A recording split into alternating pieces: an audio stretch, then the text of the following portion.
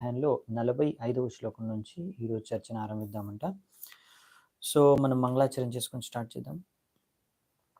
ఓం అజ్ఞానతిమిరాంధస్య జ్ఞానాంజనశలాకయా చక్షురున్మిళితం యేన తస్మై శ్రీగురవే నమః.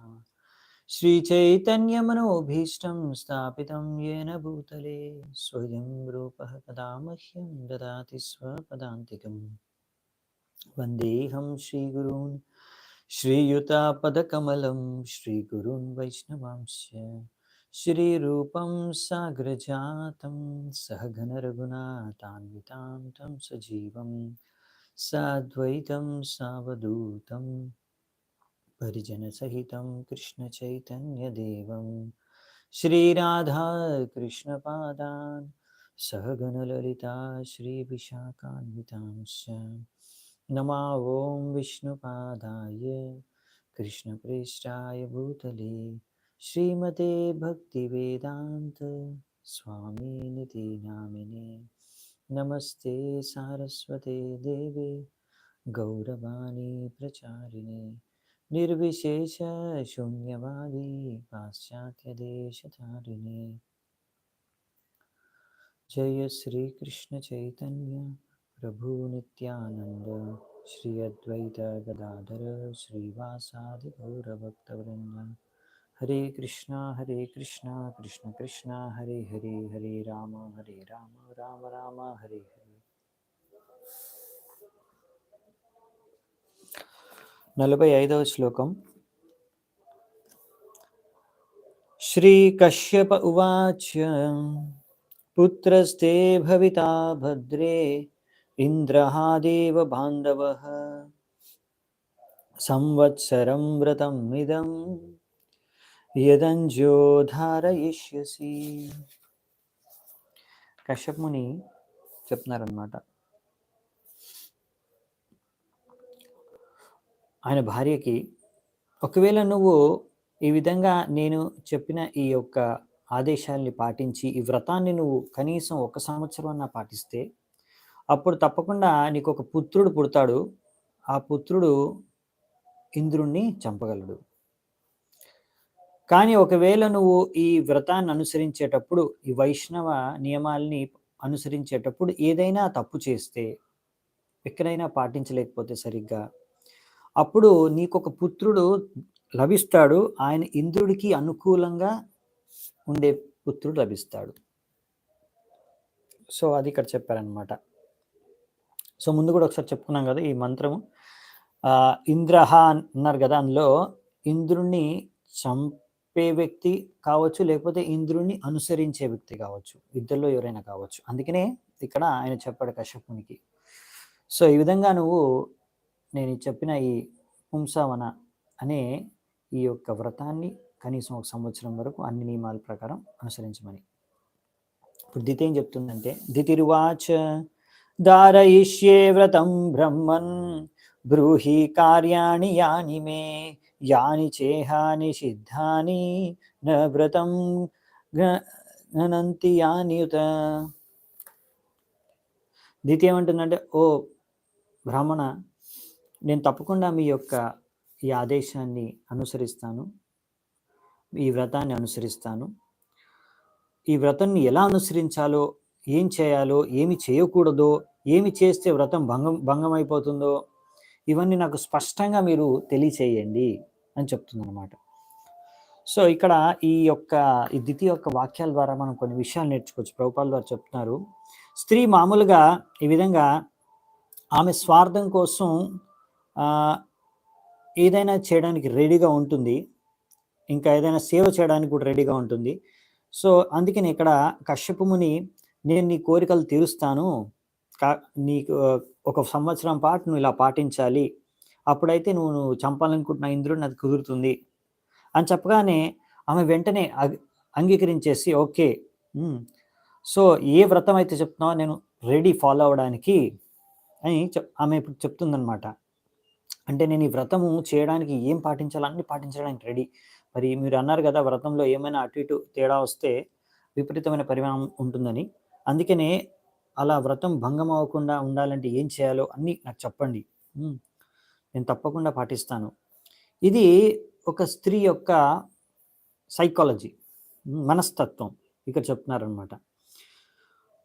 ఇక్కడ ఒక స్త్రీకి ఇలా నాకు కావాల్సిన కోరికలను నేను తీర్చుకోవాలి అనే ఈ యొక్క ప్లాన్ ఉన్న ఉద్దేశం ఉన్నా కానీ ఎవరైనా ఆమెకి ఏదైనా చెబితే, ఆదేశాలు ఇస్తే, ఇన్స్ట్రక్షన్స్ ఇస్తే, ముఖ్యంగా ఆమె భర్త ఆదేశాలు ఇస్తే బాగా పాటిస్తుంది స్త్రీ. ఆమె అమాయకంగా దాన్ని అనుసరించేస్తుంది. తద్వారా దీని ద్వారా ఈ యొక్క గుణం, ఈ యొక్క మంచి లక్షణం స్త్రీలో ఉంది కనుక స్త్రీని సరైన విధంగా ట్రైన్ చేసుకోవచ్చు, సరైన ట్రైనింగ్ ఇవ్వచ్చు స్త్రీకి. తద్వారా ఆమె మంచి కార్యాలు ఇంకా చేయగలదు, భక్తి కార్యాలు చేయగలిగే విధంగా. సో ఈ విధంగా ఇది సహజంగా ఒక స్త్రీ పురుషుడిని అనుసరించాలనుకుంటుంది. అందుకనే ఒకవేళ పురుషుడు మంచివారై ఉంటే అప్పుడు ఆ మంచి పురుషుడు కూడా ఆ స్త్రీని, అంటే భర్త మంచివాడై ఉంటే అప్పుడు ఆయన తన భార్యను కూడా సరైన విధంగా సరైన మార్గదర్శనం చేయగలడు. తద్వారా ఆమె సరైన కార్యాలు చేయగలదు. ఇది స్త్రీలో ఉన్న ఒక మంచి లక్షణం అని ఇక్కడ ప్రభుపాద వారు వర్ణిస్తున్నారు. శ్రీ కశ్యప ఉవాచ నహింస్యాద్భూతజాతాని నశపేన్నానృతం వదేత్ నచింద్యాన్నఖ రోమాణి నస్పృశేద్యత్ అమంగళం. ఓ నా ప్రియమైన భార్య, నువ్వు ఈ వ్రతాన్ని అనుసరించాలంటే నువ్వు ఎప్పుడు కూడా ఎవరికి కూడా ఎటువంటి హాని కలిగించకూడదు, ఎవరిని కూడా శపించకూడదు, ఎప్పుడు కూడా అబద్ధాలు ఆడకూడదు, ఎప్పుడు కూడా నీ యొక్క గోర్లని, జుట్టుని కత్తిరించకూడదు, ఎటువంటి అశుద్ధమైన వస్తువుల్ని అంటే ఎముకల్ని లేకపోతే కపాలాల్ని స్పర్శించకూడదు. సో ఇక్కడ మొదట విషయము ఏం చెప్పాలనుకుంటున్నారంటే, ఇక్కడ కశ్యప ముని తన భార్యకి నువ్వు ఇంకొకరి పట్ల అసూయతో ఉండకూడదు. ఎందుకంటే ఇదొక సహజమైన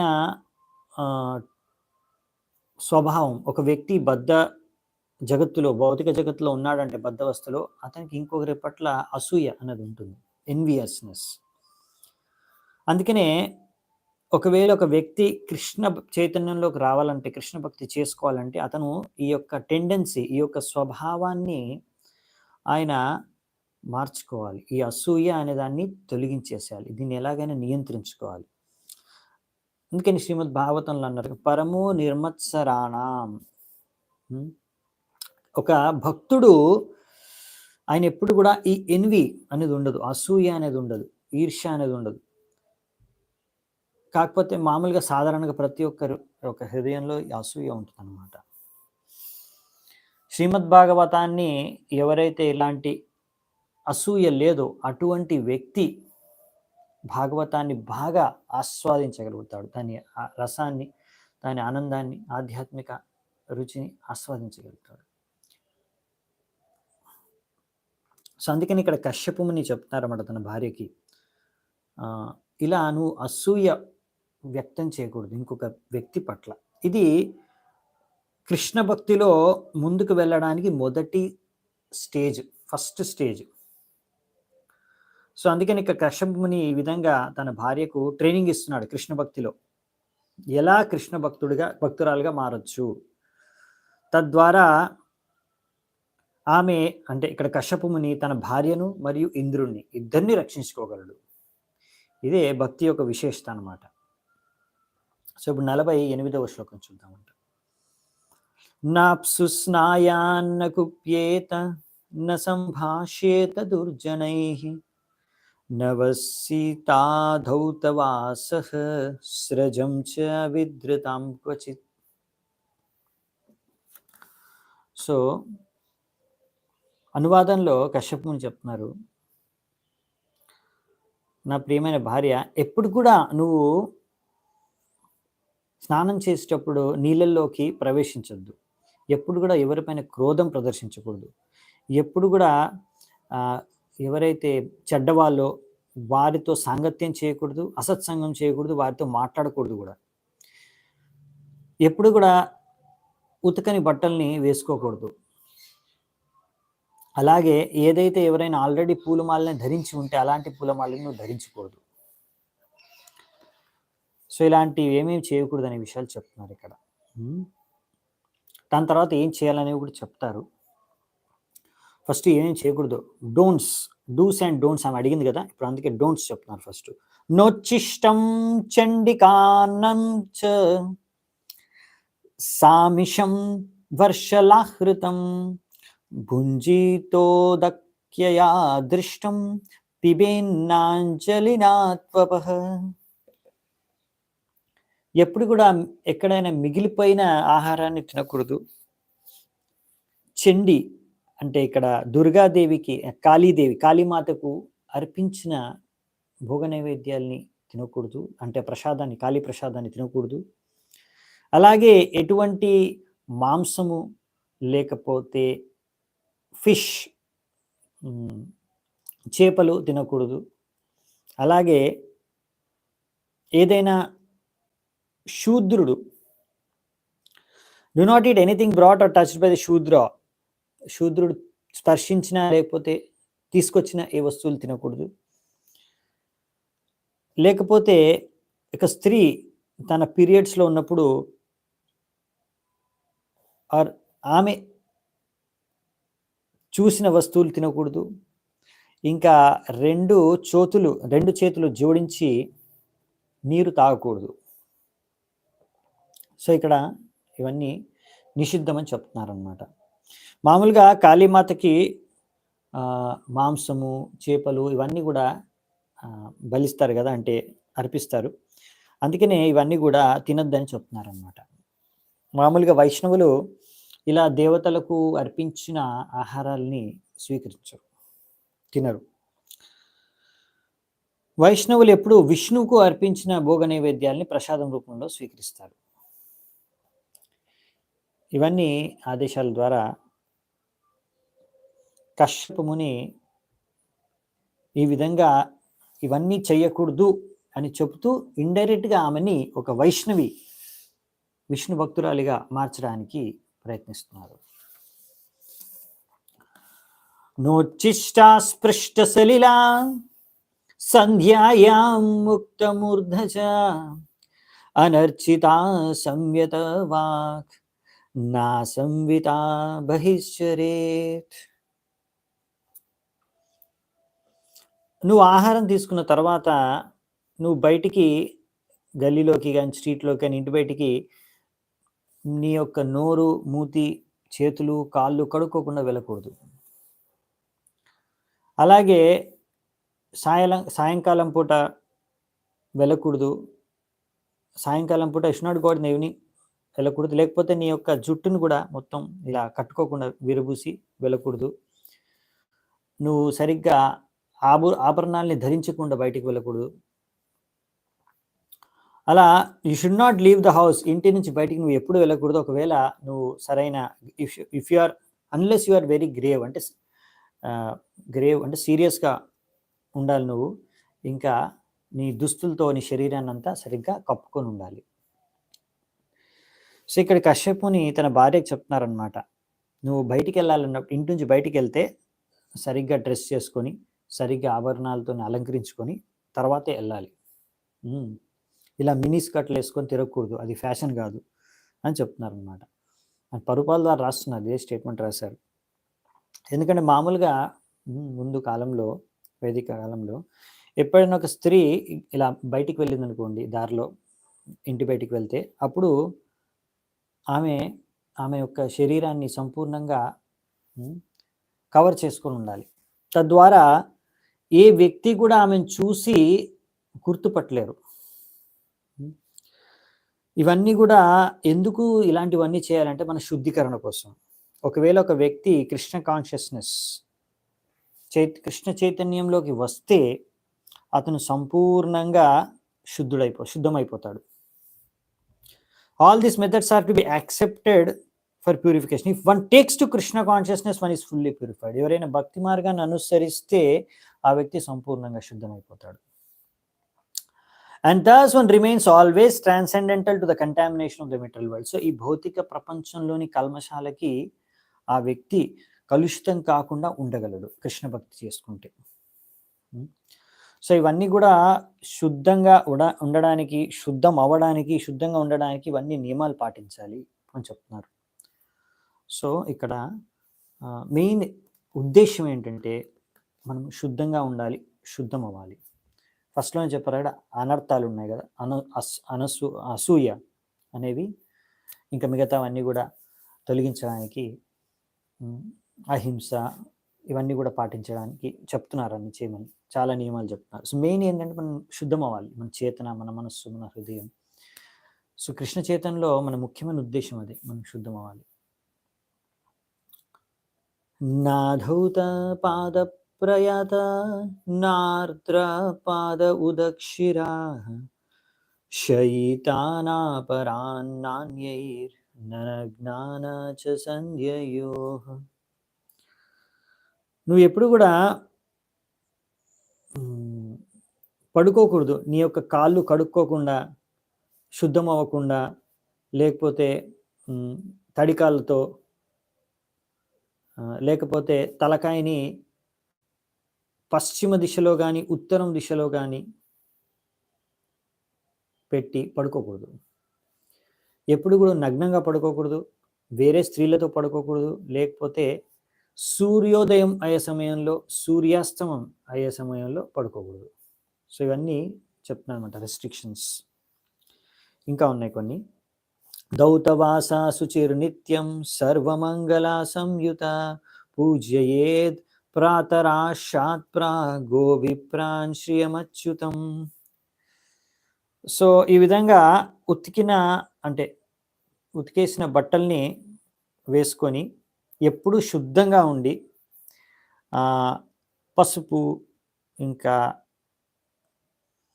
శాండల్వుడ్, గంధపు ఇదంతా పూసుకొని, ఇంకా అలాంటి ఐటమ్స్తో అలంకరించుకొని,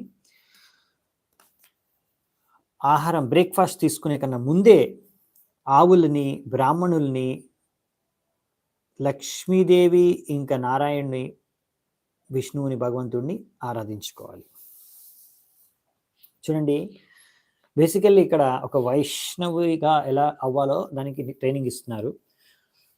సో ఒకవేళ ఒక వ్యక్తి ఇలా ఆవులని, బ్రాహ్మణుల్ని సమ్మానించడం, పూజించడం అనేది నేర్చుకోవడం, ఇది ఒక సభ్యత, వైదిక సభ్యత. ఇలా ఎవరైతే చేస్తారో వాళ్ళు సభ్యత తెలిసిన వాళ్ళు, సంస్కారం తెలిసిన వాళ్ళు. ఇంకా అలాగే భగవంతుడిని కూడా ఆరాధించుకోవాలి. ఎందుకంటే ఇంకోటి ఏంటంటే భగవంతుడికి, కృష్ణుడికి ఆవులన్నా, బ్రాహ్మణులన్నా చాలా ప్రియం. నమో బ్రాహ్మణ్య దేవాయ గో బ్రాహ్మణ్య హితాయ చ. అందుకనే ఏ సమాజంలో, ఏ సంస్కృతిలో, ఏ సభ్యతలో అయితే ఆవుల్ని, ఇంకా బ్రాహ్మణుల్ని సమ్మానించరో ఆ సంస్కృతి, ఆ సమాజం, ఆ ధర్మాన్ని ఖండించబడింది. సో ఈ విధంగా బ్రాహ్మణుల యొక్క లక్షణాల్ని పొందకుండా, ఆవుల్ని రక్షించకుండా మనము ఎప్పుడు కూడా ఆధ్యాత్మిక ప్రగతి సాధించలేము అని రాస్తున్నారు ఇక్కడ ప్రభుపాల్ గారు. ఆవుల్ని సంరక్షించడం ద్వారా మనకు కావాల్సినంత పాలు కూడా దొరుకుతాయి. తద్వారా ఈ పాలు మనకి సమాజాన్ని ఉన్నత స్థాయికి తీసుకెళ్ళడానికి చాలా ఉపయోగకరం. కాబట్టి ఎప్పుడు ఆవుల్ని చంపి ఆవుల యొక్క మాంసాన్ని తినకూడదు. సో ఈ విధంగా ఏ సమాజం అయితే ఇలా పాటించి గోవుల్ని సంరక్షించి, గోవుల్ని పూజించి, బ్రాహ్మణుల్ని పూజించి, భగవంతుడిని పూజిస్తుందో ఆ సమాజం ఆర్యన్ సమాజం, సభ్యతా సమాజం అన్నమాట. అది ఎప్పుడూ పురోగతి చెందుతూ ఉంటుంది. అందుకనే ఈ విధంగా ప్రభుపాల్ వారు రాస్తున్నారు, ఇలా ఆవు యొక్క మాంసాన్ని తినడం మానేసి సంస్కారం, సభ్యత తెలిసిన వ్యక్తులైతే ఆ పాలతో రకరకాల ఆహారాలు తయారు చేసుకొని స్వీకరించవచ్చు. ఈ విధంగా బ్రాహ్మణుల్ని కూడా మనము సమ్మానించి, లేకపోతే మనం బ్రాహ్మణుల యొక్క లక్షణాలు పెంపొందించుకుని ఆ యొక్క సంస్కృతి శబ్దాన్ని పాటిస్తే అప్పుడు ఆ వ్యక్తి కృష్ణ భక్తి చేసుకోవడానికి అర్హుడు. స్త్రియో వీరవతిశ్చార్చిత్ స్రగ్గంధబలి మందనైః పతిం చార్చ్యోపతిష్ఠేత ధ్యాయేత్ కోష్టాగతిం చ తాం. ఈ విధంగా పూల మాలలు, గంధపు పేస్టు, ఇంకా ఆభరణాలు, ఆభూషణాలు, ఇవన్నీ కూడా వీటన్నిటితో కూడా ఒక స్త్రీ ఎవరైతే ఈ యొక్క వ్రతాన్ని అనుసరిస్తున్నారంటే, నువ్వు ఇంకొక స్త్రీ ఎవరికైతే భర్త మరియు కొడుకులు ఉన్నారో, వారిని ఇంకా జీవించి ఉన్నారో వారిని నువ్వు పూజించాలి. వీటన్నిటితో వారిని సమ్మానించి పూజించాలన్నమాట.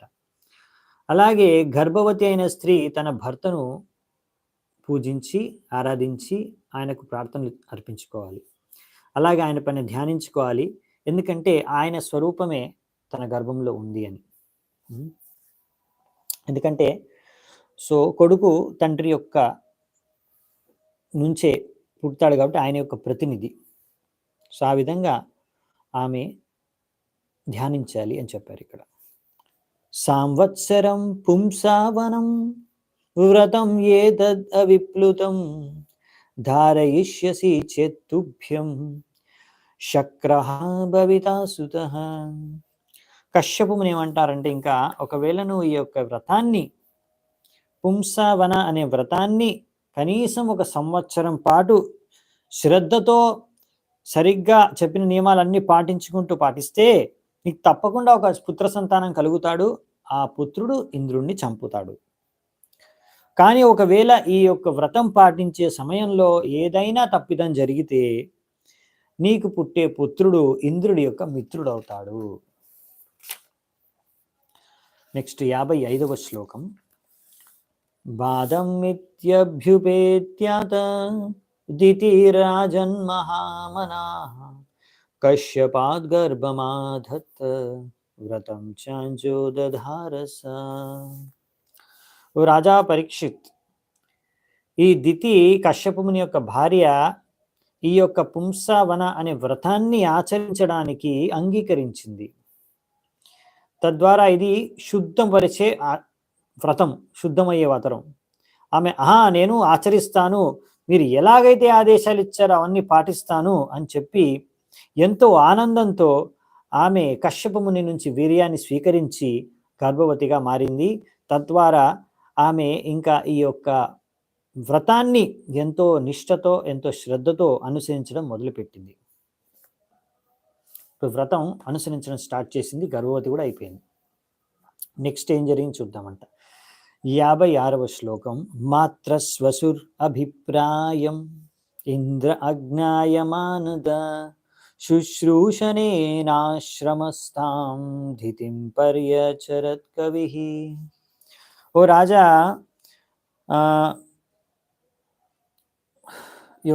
నువ్వు అందరినీ ఎంతో సమానపూర్వకంగా చూస్తావు. ఇప్పుడు ఇంద్రుడు ఈ దితి యొక్క ఉద్దేశాన్ని అర్థం చేసుకున్నాడు.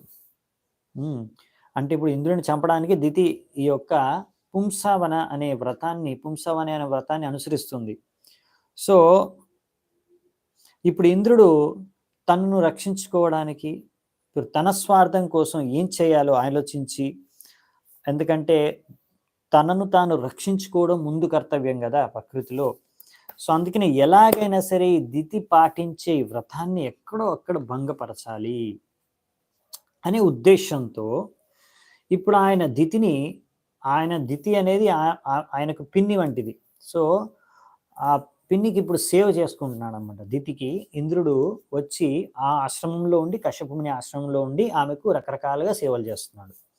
ఎలా సేవలు చేస్తున్నాడు అంటే, నిత్యం వనాత్సు మనసః ఫలమూలా సమిత్కుశాన్ పత్రాంకురా మృదోపశ్చ కాలే కాలా ఉపాహరత్. ఇంద్రుడు ఇప్పుడు దితికి ప్రతిరోజు పువ్వులు తీసుకొస్తున్నాడు, పళ్ళు తీసుకొస్తున్నాడు, రూట్స్, ఇంకా కావాల్సిన పదార్థాలు, చెక్క, యజ్ఞం చేసుకోవడానికి అన్ని పదార్థాలు కూడా అడవికి వెళ్ళి తీసుకొని వస్తున్నాడు. అలాగే కుషాగ్రాసు, ఆకులు, స్ప్రౌట్స్, ఇంకా మట్టి, జలము సరైన సమయంలో ఏ సమయంలో ఏది అవసరమో అన్ని అందిస్తున్నాడు అనమాట. దితికి ఇంద్రుడు స్వయంగా సేవ చేస్తున్నాడు ఆయన. ఏవం తస్య వ్రతస్థాయ వ్రతచిద్రం హరిర్నృప ప్రేప్సు పర్యచరజిహ్నో మృగ హేవా మృగాకృతి. సో ఇక్కడ ఏం చెప్తున్నారంటే, ఓ రాజా పరీక్షిత్, అయితే ఎలాగైతే ఒక వేటగాడు ఒక జింకను వేటాడడానికి జింకలాగా వేషం వేసుకుంటాడో, జింక యొక్క చర్మం వేసుకొని, అలాగే ఇంద్రుడు కూడా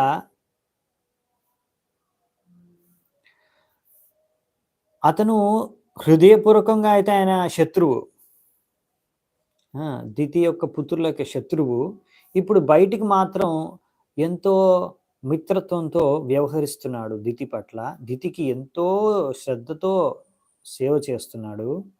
కానీ ఇంద్రుడి యొక్క ఉద్దేశం ఏంటంటే, ఎలాగైనా ఒక సమయం దొరికినప్పుడు, ఎప్పుడో ఈ దితి ఏదో ఒక చిన్న పొరపాటు చేసినప్పుడు ఆ పొరపాటుని గమనించి ఆ యొక్క సందర్భాన్ని ఉపయోగించుకొని ఎలాగైనా సరే ఈమె యొక్క వ్రతాన్ని భంగపరచాలి.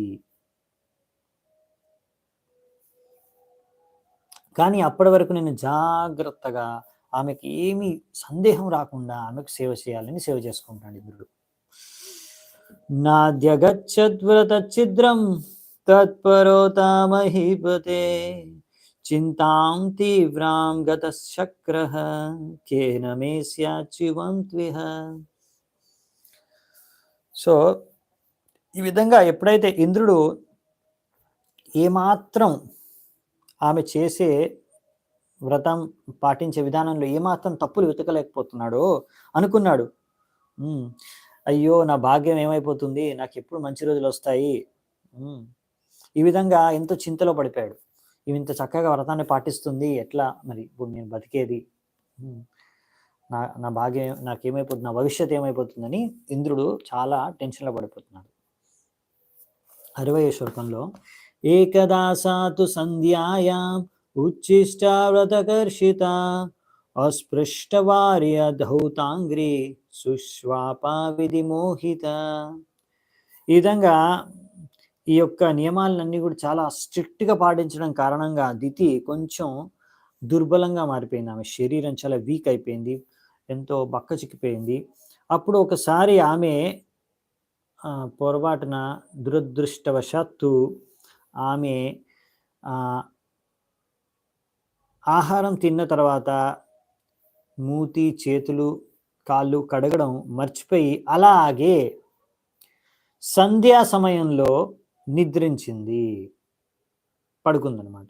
ముందే చెప్పారు కడుక్కోమని, తర్వాత సంధ్యాకాలంలో నిద్రించకూడదని. కానీ సంధ్యా సమయంలో, సాయంత్రం సమయంలో, సూర్యుడు అస్తమించే సమయంలో నిద్రించింది. సమ్ మిస్టేక్ చేసేసింది, పొరపాటు చేసేసింది.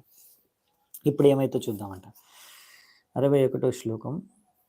లబ్ధ్వా తదంతరం శక్రో నిద్రాపహృత చేతసః దితే ప్రవిష్టబుదరం యోగేశో యోగమాయయా. ఈ యొక్క తప్పుని పసిగట్టేసి ఇంద్రుడు, ఆయనలో ఎన్నో యోగ సిద్ధులు ఉన్నాయి, ఇంద్రుడు అనిమ లగిమ అటువంటి ఎన్నో సిద్ధులు ఉన్నాయి, వెంటనే దితి యొక్క గర్భంలోకి ప్రవేశించేశాడు. ఆమె అలా ఎంతో గాఢ నిద్రలో ఉన్నప్పుడు ఏం చేశాడు, గర్భంలో ప్రవేశించి చకర్త సప్తదా గర్భం వజ్రేనా కనక ప్రభం రుదంతం సప్తదైకైకం మారోదిర్ ఇతి తాన్ పునః.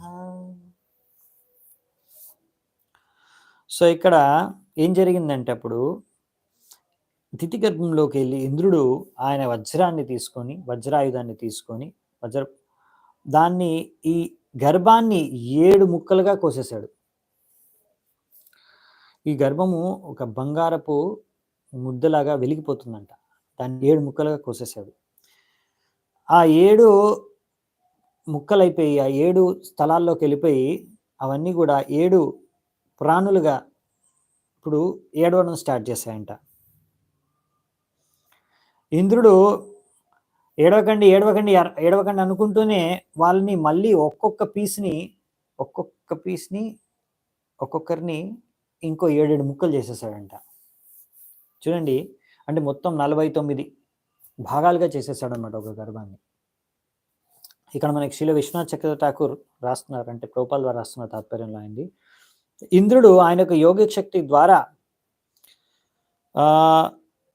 ఒక్క మరుత్ అంటే ఇప్పుడు వీళ్ళే మరుత్స్గా మారతారనమాట, మరుత్ దేవతలుగా.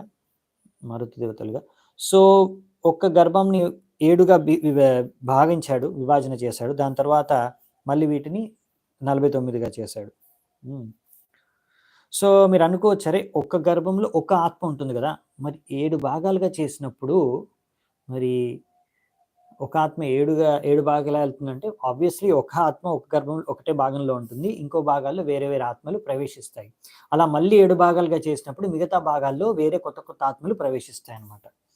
సో ఈ విధంగా ఒకటే పర్వతం పైన ఎన్నో చెట్లు నాటితే ఎన్నో చెట్లు వచ్చినట్టు ఇక్కడ కూడా ఒకటే గర్భం నుంచి ఇప్పుడు 49 మంది పుడతారన్నమాట. సో 49 ఆత్మలు 49 శరీరాల్లో ప్రవేశించి 49 శిశువులు పుడతారు.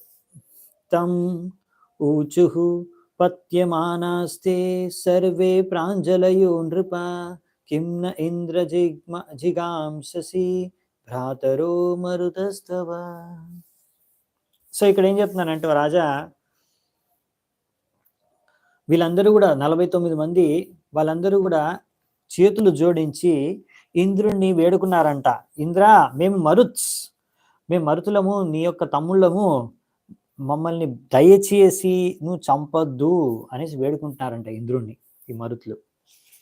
మా భైష్ట భ్రాతరో మహ్యం యూయం ఇత్యాహ కౌశికః అనన్య భావాన్ పార్షదాన్ ఆత్మనో మరుతాం గణాన్. ఈ మరుతులందరూ కూడా ఎప్పుడైతే ఇంద్రుడిని చూసారో వీళ్ళని, అయ్యో వీళ్ళందరూ కూడా నన్ను నా యొక్క తమ్ముళ్ళు అంటున్నారు, నన్ను అనుసరించే వాళ్ళు అంటున్నారు. సో ఇంద్రుడు అంటాడు వాళ్ళని చూసి, సరే వీళ్ళందరూ నా ఫాలోవర్స్ లాగా, నా అనుచరులాగా కనిపిస్తున్నారు కాబట్టి మీరందరూ ఒకవేళ నా తమ్ముళ్ళే అయితే మీరేం భయపడాల్సిన అవసరం లేదు నా నుంచి అనేసి ఇంద్రుడు అంటాడంట. నమమారదితేర్గర్భః శ్రీనివాసానుకంపయ బహుదా కులిశాక్షున్నో ద్రౌణ్యస్త్రేణ యథా భవాన్. సుఖదేవ్ గోస్వామి అన్నారంట అప్పుడు పరీక్షిత్ మహారాజుతో, నువ్వు కూడా ఎప్పుడైతే గర్భంలో ఉన్నావో అప్పుడు అశ్వత్థామ తన బ్రహ్మాస్త్రతో నిన్ను చంపడానికి ప్రయత్నించాడు. అప్పుడు కృష్ణుడు మీ యొక్క అమ్మ ఆయన ఉత్తర గర్భంలోకి ప్రవేశించి నిన్ను రక్షించాడు.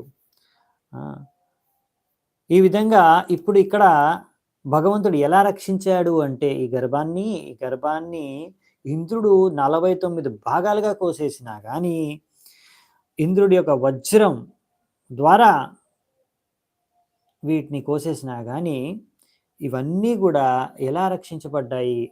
49 మరుతులు అంటే భగవంతుడి యొక్క కృప. భగవంతుడి కృప ద్వారానే నువ్వెలా రక్షింపబడ్డావో నీ తల్లి గర్భంలో, అలాగే ఈ మరుతులు కూడా 49 మంది కూడా వాళ్ళ తల్లి గర్భంలో, దీతి గర్భంలో వాళ్ళు రక్షించబడ్డారు. ఎందుకంటే అది భగవంతుడి కృప. భగవంతుడు రక్షించాడు వాళ్ళని. ఎందుకు రక్షించాడు చూద్దామంట. 66, 67 సకృత్ ఇష్ట్వాది పురుషం పురుషో యాతి సామ్యతాం సంవత్సరం కించిదూనం దిత్యాయద్ధరిరర్చితః సజుర్ ఇంద్రేణ 50 దేవాస్తే మరుతో భవన్ వ్యపోహ్య మాత్ర దోషం తే హరినా సోమపాకృత. సో ఇక్కడ ఏం చెప్తున్నారంటే, ఒకవేళ ఒక వ్యక్తి భగవంతుడిని ఒక్కసారి పూజించినా సరే, ఆరాధించుకున్నా సరే, అతనికి తప్పకుండా లాభం లభిస్తుంది. భగవద్ధామాన్ని తిరిగి వెళ్ళే అవకాశం లభిస్తుంది. భగవంతుడి యొక్క పార్షదుల్లాగా భగవంతుడి యొక్క శరీరం, అటువంటి శరీరం లభిస్తుంది, చిన్మయ శరీరం. సో దితి కూడా విష్ణువుని ఆల్మోస్ట్ 1 సంవత్సరం పాటు ఆరాధించుకుంటుంది, ఎంతో కఠోరమైన వ్రతాన్ని పాటిస్తూ. కనుక ఈ యొక్క ఆధ్యాత్మిక జీవితాన్ని పాటించినందుకు ఈ యొక్క శక్తి ద్వారా ఈ యొక్క 49 మరుతులు జన్మించారు. కాబట్టి వీళ్ళందరూ కూడా బతకడమే కాకుండా భగవంతుడు యొక్క భక్తులుగా మారి దేవతలుగా మారారు. ఇందులో అద్భుతం ఏమీ లేదు. సో ఇందులో ఏంటంటే ఇదంతా ఈమె చేసుకున్న దితి చేసుకున్న ఈ వ్రతం యొక్క ఫలితం అన్నమాట. ఎందుకంటే ఆమె భగవంతుడిని ఆరాధించింది, భక్తి మార్గాన్ని అనుసరించింది కాబట్టి ఆమెకి తప్పకుండా ఆమె గర్భంలో పుట్టే వాళ్ళు దేవతలే అయ్యారు. ఇంకా వాళ్ళందరినీ కూడా భగవంతుడు రక్షించాడు. ఇదంతా ఆమె చేసుకున్న వ్రతం యొక్క శక్తి యొక్క ఫలితం. దితిర్ ఉత్తాయ దదృశే కుమారాన్ అనల ప్రభాన్ ఇంద్రేణ సహితాన్ దేవి పర్యతుష్యద నిందిత. సో ఈ విధంగా భగవంతుడిని ఆరాధించుకొని ఇప్పుడు దితి సంపూర్ణంగా శుద్ధమైపోయింది ఆమె హృదయం. ఆమె నిద్రలోంచి లేచినప్పుడు బెడ్ మీద నుంచి అక్కడ చూసిందనమాట ఇంద్రుణ్ణి ఇంకా 49 మంది పుత్రుల్ని. సో వీళ్ళందరూ కూడా అగ్నిలాగా వెలిగిపోతున్నారంట. ఇంకా ఇంద్రుడితో స్నేహితులుగా వాళ్ళు కనిపిస్తున్నారనమాట, స్నేహపూర్వకంగా ఇంద్రుడితో ఉన్నారంట. అందుకే వాళ్ళిద్దరిని చూసి ఇంద్రుడిని ఇంకా 49 మరుతులు తన పుత్రులను చూసి ఆమె ఎంతో ఆనందపడిందంట. అతేంద్రం ఆహతాతహం ఆదిత్యానాం భయావహం అపత్యం ఇచ్చంత్యాచరం వ్రతం ఏతత్ సుదుష్కరం. దీని తర్వాత దితి ఇప్పుడు ఇంద్రుడితో ఏమైందంటే, ఓ పుత్ర, నేను ఎంతో కష్టపూరితమైన వ్రతాన్ని అనుసరించాను. ఎందుకు అంటే మీ యొక్క 12 ఆదిత్యులను చంపడానికి. ఏకః సంకల్పితః పుత్ర సప్త సప్తాభవన్ కథం యది తే విదితం పుత్ర సత్యం కథయా మామృష. నేను ఒక్కటే పుత్రుని ఆశించి వ్రతాన్ని అనుసరించాను, కానీ ఇప్పుడు నేను చూస్తున్నాను నాకు 49 మంది పుత్రులు ఇక్కడ పుట్టారు. ఇది ఎలా జరిగింది? ఓ ఇంద్ర, నా పుత్రుడా, నువ్వు దయచేసి నాకు సత్యం చెప్పు, నిజం చెప్పు, అబద్ధాలు ఆడకు అనేసి ఇప్పుడు ఎంతో నిజాయితీగా ఇక్కడ దితి ఇంద్రుడికి చెప్పింది. నేను ఏ ఉద్దేశంతో ఒక కొడుకుని కనాలనుకున్నానో చెప్పేసింది. మరి ఇలా ఎందుకు జరిగింది దయచేసి చెప్పని చెప్తున్నారు. సో ఇప్పుడు ఇంద్రుడు కూడా నిజాయితీగా ఆమెకి జవాబిస్తారనమాట. ఇంద్ర ఉవాచ అంబతే అహం వ్యవసితం ఉపధార్యాగతోంతికం లబ్ధాంతరోచిదం గర్భం అర్థబుద్ధిర్న ధర్మదృక్. ఇంద్రుడు ఏమంటున్నాడంటే, ఓ తల్లి, నేను నా యొక్క స్వార్థంతో అంధుడినైపోయాను. అందుకే నేను ధర్మాన్ని మర్చిపోయాను. నాకు ఎప్పుడైతే అర్థమైందో, తెలుసుకున్నానో నువ్వు ఈ యొక్క ఆధ్యాత్మిక జీవితాన్ని అనుసరిస్తూ ఒక కఠోరమైన వ్రతాన్ని అనుసరిస్తున్నావని, నేను ఎలాగైనా అందులో ఒక తప్పు నువ్వు ఎప్పుడు చేస్తావని వెతుకుతూ ఉన్నాను. ఎప్పుడైతే నువ్వు ఒక పొరపాటు చేయడం గమనించాను నేను, వెంటనే నీ యొక్క గర్భంలోకి ప్రవేశించి నీ యొక్క గర్భాన్ని ముక్కలుగా చేసేసాను. సో ఈ విధంగా ఇక్కడ ఇప్పుడు ఇంద్రుడు కూడా నిజం చెప్పేశాడు. చూడండి, ఆమె నిజం చెప్పింది, సత్యం పలికింది. ఎందుకంటే ఆమె శుద్ధమైపోయింది. భక్తి చేసుకోవడం ద్వారా ఆమె హృదయం శుద్ధమైపోయింది. అందుకే ఆమె కూడా అబద్ధం చెప్పట్లేదు, నిజం చెప్పింది. అలాగే ఇంద్రుడు కూడా ఇప్పుడు ఈ యొక్క భక్తి శక్తి ద్వారా, అంటే ఇప్పుడు విష్ణువు సెంటర్ అన్నమాట, అవునా? ఎందుకంటే ఇక్కడ ఆమె చేసుకునే భక్తి ద్వారా ఆయన కూడా సేవ చేశాడు కదా ఆమెకి. ఆమె చేసుకునే ఈ వ్రతాన్ని అనుసరించే సమయంలో అన్ని అందించాడు, అన్ని రకాల సేవలు చేయడం కారణంగా ఇతను కూడా ఒక విధంగా చెప్పాలంటే కొంచెం ఆ ప్రభావం, ఆ భక్తి, విష్ణు భక్తి చేసుకునే ప్రభావం ఆయన మీద కూడా పడింది. ఆయన కూడా హృదయం పరివర్తన చెందింది. యస్యాస్తి భక్తిర్భగవత్య కించన సర్వైర్గుణైస్తత్ర సమాసరేరుత్సురా. చూడండి, ఇది చాలా ఇంపార్టెంట్ శ్లోకం, చాలా అంటే చాలా ఇంపార్టెంట్ శ్లోకం. ఎందుకు అంటే చాలామంది మనందరిలో ప్రతి ఒక్కరిలో కూడా చెడు గుణాలు ఉన్నాయి, అనర్థాలు ఉన్నాయి. అందు కారణంగా మనము ఎప్పుడైనా ఇలా వ్యవహరించవచ్చు, ఇంకొకరి పట్ల అసూయతో, ఇంకొకరి పట్ల ఈర్ష్యతో, లేకపోతే ఇలాంటి అనర్థాల కారణంగా మనము తప్పుగా వ్యవహరించవచ్చు, తప్పుగా ఆలోచించవచ్చు, తప్పుగా కార్యాలు చేయొచ్చు. కానీ మంచి గుణాల్ని ప్రదర్శించడం అనేది మనం ఆర్టిఫిషియల్‌గా డ్రామా చేస్తే అది సరిపోదనమాట. అది ఎక్కువ రోజులు చేయలేము మనం. సో, సహజంగా మనలో మంచి గుణాలు రావాలి, అనర్థాలన్నీ వెళ్ళిపోవాలి, మనం బాగా వ్యవహరించాలి, ఒక మంచి భక్తులుగా మారాలి అంటే అది మనం సరైన భక్తి చేసుకుంటే అది సహజంగా యస్యాస్తి భక్తిర్ భగవత్యకించన మనము భగవంతుడికి సరైన భక్తి చేసుకొని శుద్ధమైపోయామనుకోండి, దాని ఫలితం ఏంటంటే మనకెలా తెలుస్తుంది మనం బాగా భక్తి చేసుకుంటామని? మనలో అన్ని దేవతల యొక్క మంచి గుణాలన్నీ మనలో వచ్చేస్తాయంట. సర్వైర్గుణైస్తత్ర సమాసతే సురాః.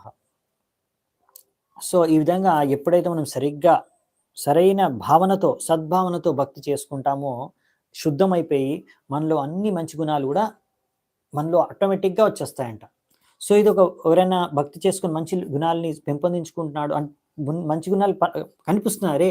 ఇతను ముందు ఎలా ఉండేవాడు, భక్తి చేసుకున్న తర్వాత అరే! ఎంత మారిపోయాడు. ఆ మార్పు ఏదైతే చూస్తున్నారో మీరు అది భక్తి యొక్క ప్రభావం. అంటే అతను సరిగ్గా భక్తి చేసుకుంటాడని అర్థం. ఒకవేళ ఒకతను భక్తి చేసుకుంటూ గూడా స్టార్ట్ చేశాడు కృష్ణ భక్తి, ఇంకా అలాగే ఉన్నాడు ముందున్న విధంగా అంటే అర్థం చేసుకోవాల్సింది ఏంటంటే, ఇంకా ఆయన సరిగ్గా భక్తి చేసుకోవట్లేదు. ఇంకా బాగా శుద్ధతతో, సరైన సద్భావనతో సరిగ్గా భక్తి చేసుకోవాలి. ఎందుకంటే ఇలా భక్తి సరిగ్గా ఎవరైనా చేసుకుంటే ఇలాంటి మంచి గుణాలు వాళ్ళు వచ్చేస్తాయి. ఈ విధంగా విష్ణువు యొక్క స్పర్శ ద్వారా దితి మరియు ఇంద్రుడు ఇద్దరు కూడా శుద్ధమైపోయారు. ఇది భక్తి యొక్క స్పెషాలిటీ అన్నమాట. అందుకే మనకు ఎప్పుడైనా సరే మనము ఈ భక్తి అనేది సరిగ్గా చేసుకోవాలి. ఇది ప్రూఫ్ మనకు మనం చెక్ చేసుకోవడం, లేకపోతే వేరే వాళ్ళు దాన్ని సడన్‌గా మనము అరే! ఇతను భక్తి చేసుకున్నప్పటి నుంచి మంచి మంచి గుణాలని, లక్షణాలు చూడగలుగుతున్నామంటే మనం అర్థం చేసుకోవచ్చు. అతను చాలా బాగా భక్తి చేస్తున్నాడు. ఈ భక్తి ప్రభావం వల్ల అతను శుద్ధమవుతున్నాడు. అలాగే మనం కూడా ఈ విధంగా చెక్ చేసుకోవచ్చు అన్నమాట. 72వ శ్లోకం. సో, ఐ థింక్ ఈరోజు మనము ఈ అధ్యాయాన్ని పూర్తి చేయగలుగుతాం అనుకుంటాను. కృత్తో మే సప్తదా గర్భ ఆసన్ సప్త కుమారకాః తేపి చైకైకశో వృక్నా సప్తదానాపి మామ్రిరే. మొదట నేను నీ యొక్క గర్భాన్ని 7 ముక్కలుగా కోసేశాను. దాని ద్వారా 7 పిల్లలు పుట్టారు. వాళ్ళని మళ్ళీ 7 ముక్కలుగా కోసేశాను. ఆ భగవంతుడి కృప ద్వారా ఒక్కరు కూడా చావలేదు. సో, మొత్తం 49 ముక్కలు చేసినా ఎవ్వరు చావలేదు. ఎందుకు? ఇంద్రుడు కూడా చెప్తున్నాడు అదంతా భగవంతుడి కృప. నాకు ఎలా జరిగిందో నాకు కూడా అర్థం కావట్లేదు.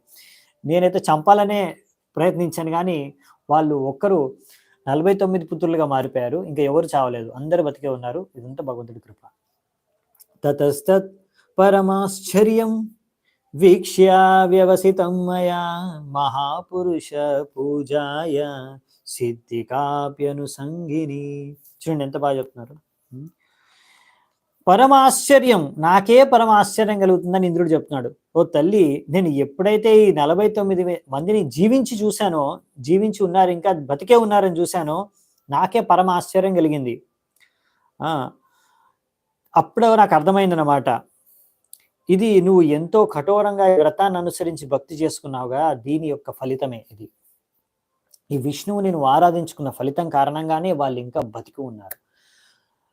సో ఇది విష్ణువు ఆరాధించుకోవడం ద్వారా వచ్చిన లాభం. సో మనం విష్ణువుని ఆరాధించుకున్నప్పుడు, విష్ణువు మనతో ఉన్నప్పుడు, కృష్ణుడు మనతో ఉన్నప్పుడు మనం ఎప్పుడు కూడా బెంగపడాల్సిన అవసరం లేదు. విజయం మన వైపే ఉంటుంది. యత్ర యోగేశ్వర కృష్ణో యత్ర పార్థో ధనుర్ధరః తత్ర శ్రీర్విజయో భూతిర్ధ్రువాని తిరుమతిర్మమ.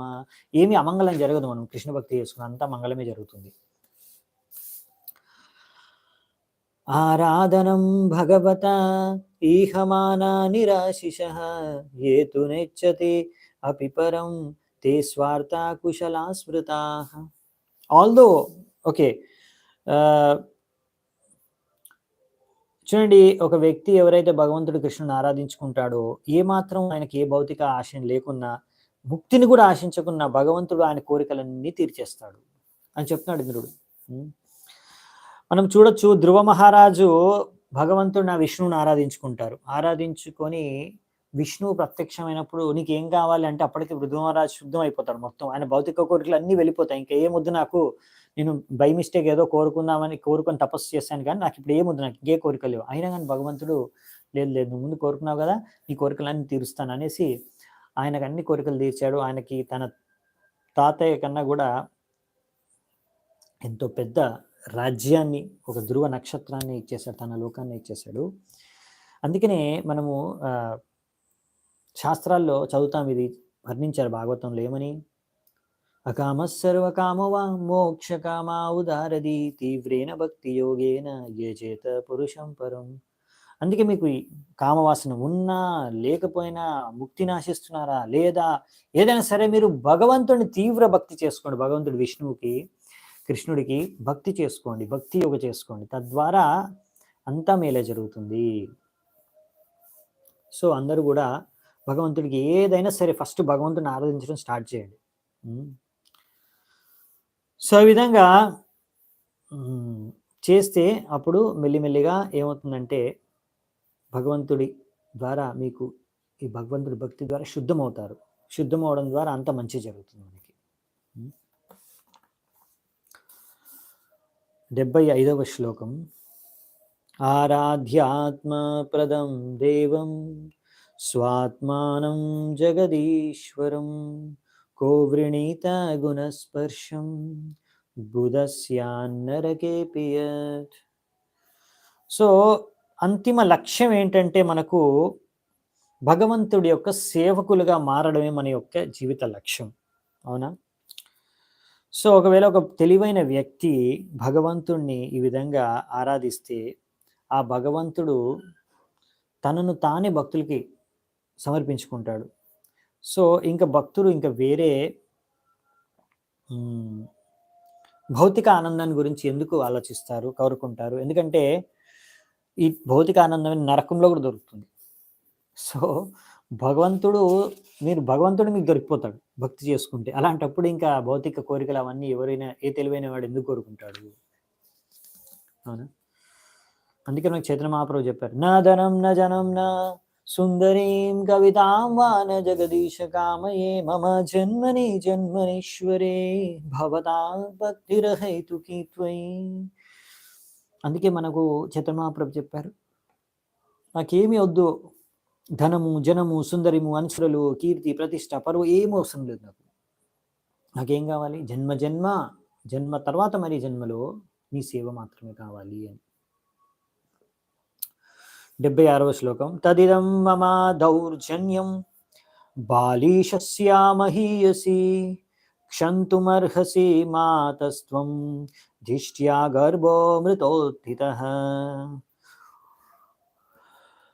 అన్నీ ఇప్పుడు ప్రణామం చేసుకుంటున్నాడు ఇంద్రుడు దితికి, అమ్మ తల్లి నువ్వు ఎంతో మంది మాతల్లో శ్రేష్టమైన మాతవి, నేను ఒక మూర్ఖుణ్ణి, నేను చేసిన తప్పుని దయచేసి క్షమించు, నీ యొక్క 49 మంది పుత్రులు ఏమాత్రం వారికి హాని నేను కలిగించలేకపోయాను, ఇదంతా నీ యొక్క భక్తి యొక్క శక్తి ప్రభావం.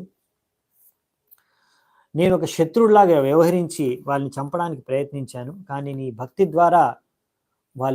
భక్తి యొక్క శక్తి ద్వారా వాళ్ళకి ఏమీ జరగలేదు, నేను చంపలేకపోయాను.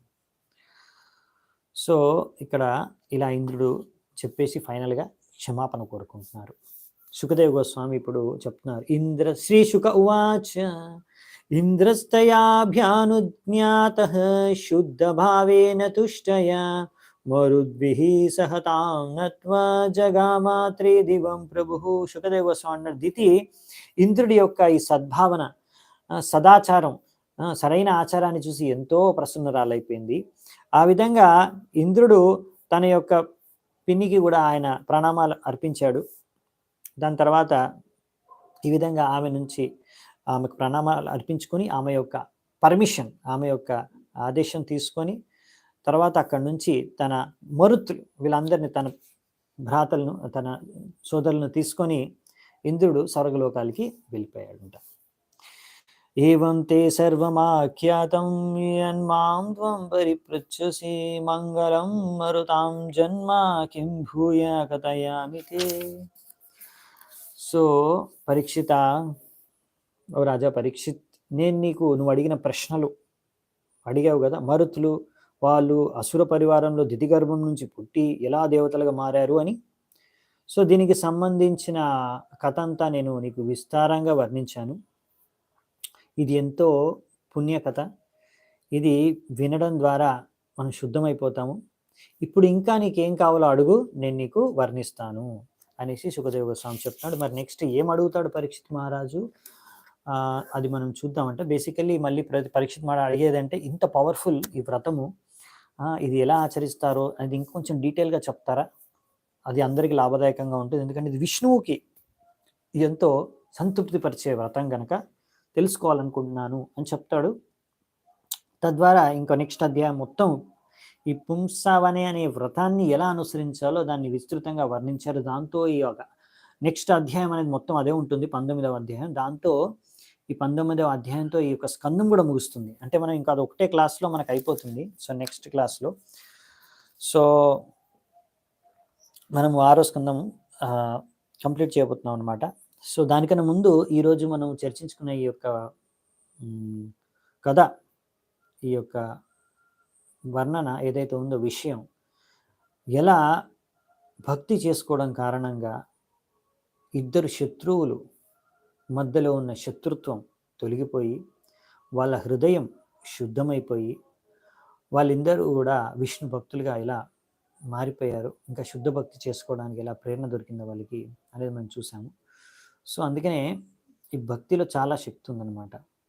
ఈ భక్తి ద్వారానే అన్ని రకాల శత్రుత్వాలు, అన్ని రకాల అనార్థాలు అన్నీ తొలగిపోతాయి, శుద్ధమైపోతాం మనం. సో అందుకని ఎప్పుడైనా మనం ఈ భక్తిని తక్కువ అంచనా వేయకూడదు, ఇది చాలా శక్తివంతమైంది. సో మనం ఇంకా సరిగ్గా భక్తి చేసుకుంటే మనకు మంచి లాభాలు వస్తాయి అనే విషయాన్ని మనం అర్థం చేసుకోవచ్చు. హరే కృష్ణ. సో ఇక్కడ ఈరోజు ముగిద్దామంట. శిల ప్రభుపాదకి జై, గ్రంథరాజ్ శ్రీమద్ భాగవతం కీ జై, సమవేత గౌరభక్త వృందకి జై, నితాయ్ గౌర్ సీతనాథ్ ప్రేమానందే, హరి హరి బోల్.